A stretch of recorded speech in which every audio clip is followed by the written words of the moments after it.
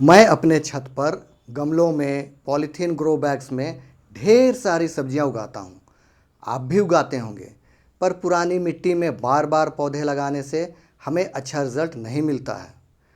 तो इस वीडियो में हम गमलों और ग्रो बैग्स की पुरानी मिट्टी को फिर से नई मिट्टी की तरह रिचार्ज करेंगे और न्यूट्रिशियस बनाएंगे।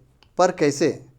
दूसरा, हम यह भी देखेंगे कि पुरानी मिट्टी की कंडीशन क्या है और उसे दोबारा यूज़ करने के लिए हमें क्या क्या स्टेप्स उठाना चाहिए। हेलो दोस्तों, मैं हूं अजीत और आप देख रहे हैं फीलिंग्स ऑफ गार्डनिंग।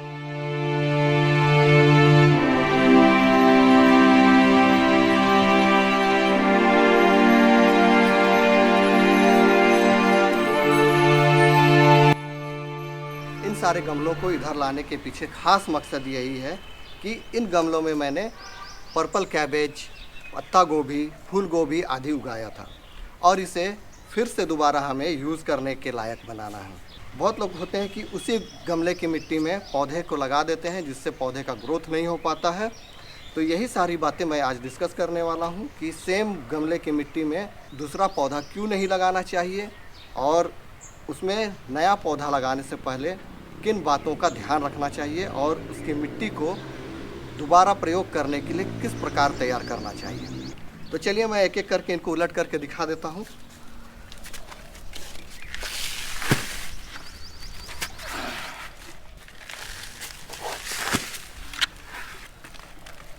ये देख रहे हैं, पूरा गमला का मिट्टी रूट बाउंड हो चुका है। तो इसलिए हमें इसे दोबारा इसको उपयोग लाने से पहले हमें इसको प्रॉपर तरीके से इसकी ट्रीटमेंट करनी चाहिए और इसे दोबारा इसमें पौधा लगाने लायक बनाना चाहिए। उसी प्रकार ये पॉलीथीन ग्रो बैग में भी मैंने कुछ प्लांट्स लगाए थे, तो इसकी मिट्टी को भी हम उलट देंगे। ये देखिए, इस प्रकार ये देखिए, देख रहे हैं इसमें भी सारा रूट बाउंड हो चुका है। ये देखिए,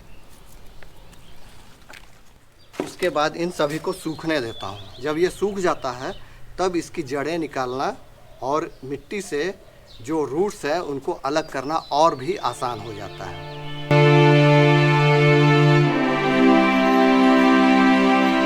तो चलिए हम लोग इसको आज दिन भर के लिए सूखने देते हैं। उसके बाद जब ये सूख जाएगा उसके बाद मैं आगे की विधि आपको बताऊंगा।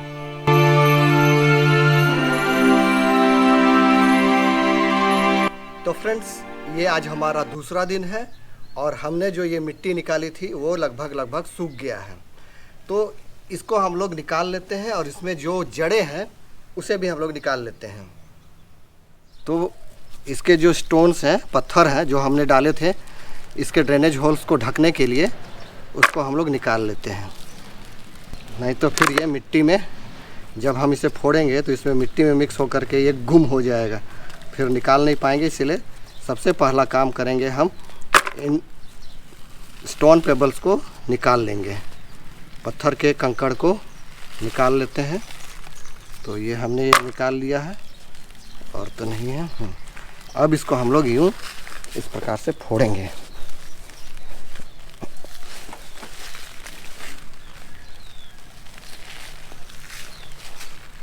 देख रहे हैं अभी भी ये पूरी तरह से, एक दिन का धूप काफ़ी होता है। देख रहे हैं कितने सारी जड़ें हैं इसमें। अब इसी में अगर हम लोग नया पौधा लगा देते तो उसका जड़ फैलता कहाँ, उसका जड़ पक्का सफोकेट करता और पौधा भी अच्छी तरह से ग्रो नहीं करता।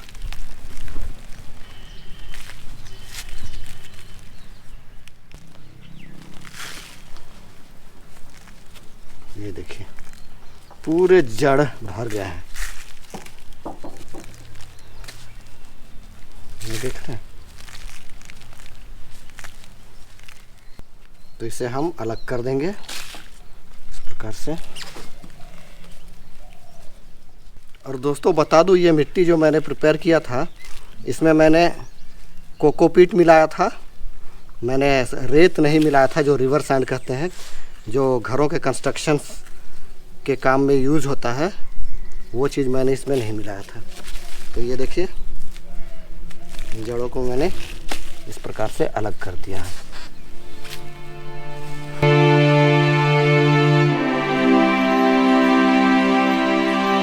अब चलिए हम लोग इस मिट्टी से एक नई सॉइल मिक्स तैयार करते हैं, जिससे कि हम इसको फिर से यूज़ कर सकें। इसके लिए हम इस मिट्टी को उठा लेते हैं। तो ये जो हमने मिट्टी निकाली है, इसका हम लेंगे 3 पार्ट। एक, ये 2,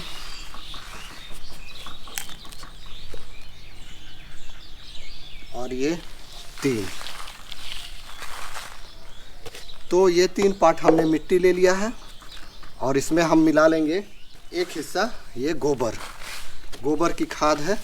आप इसकी जगह वर्मी कंपोस्ट या फिर कोई भी कंपोस्ट या पत्तों की खाद का भी यूज़ कर सकते हैं। इसे अब हम अच्छी तरह मिला लेंगे।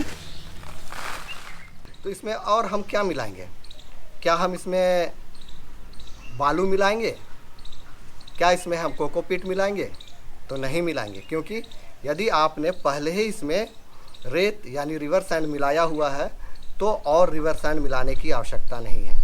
यार यदि आपने फर्स्ट टाइम जब ये सॉइल मिक्स प्रिपेयर कर रहा था उस समय यदि आपने कोकोपीट मिलाया हुआ होगा तो वो कोकोपीट भी मिलाने की आवश्यकता नहीं है। लेकिन इसमें हमें और जो अन्य इंग्रेडिएंट्स है वो हमें इसमें मिला देना चाहिए, तो वो भी मैं आपको बता देता हूँ। अब इसमें हम मिला देंगे ये नीम खली, नीम केक पाउडर, या फिर आप करंज की खली भी मिला सकते हैं। इसे प्रत्येक गमले के हिसाब से अपने अंदाज से 1-1.5 मुट्ठी मिला दीजिए। और इसमें आप ये मिला दीजिए बोन मील फास्फोरस और कैल्शियम का बहुत ही अच्छा सोर्स है। यदि आप बोन मील नहीं मिलाना चाहते हैं तो इसमें आप रॉक फॉस्फेट का यूज़ कर सकते हैं। और इसे आप अच्छी तरह से मिला दें। देखिए अभी भी कुछ रूट्स मिल रहे हैं, इन रूट्स को हमें हटा देना चाहिए।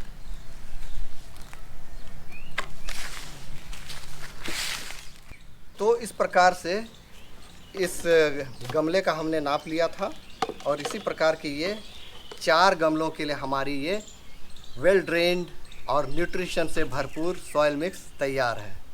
तो उम्मीद है दोस्तों यह वीडियो आप लोगों को ज़रूर पसंद आया होगा। इस वीडियो को आप लाइक कर दीजिए। यदि आप चैनल में नए हैं तो चैनल को भी सब्सक्राइब कर लीजिए, ताकि जब भी मैं इस प्रकार के वीडियोस डालूं उसके नोटिफिकेशंस आपको मिलते रहें। तो फिर मिलते हैं किसी और वीडियो में, तब तक के लिए हैप्पी गार्डनिंग और देखते रहिए फीलिंग्स ऑफ गार्डनिंग।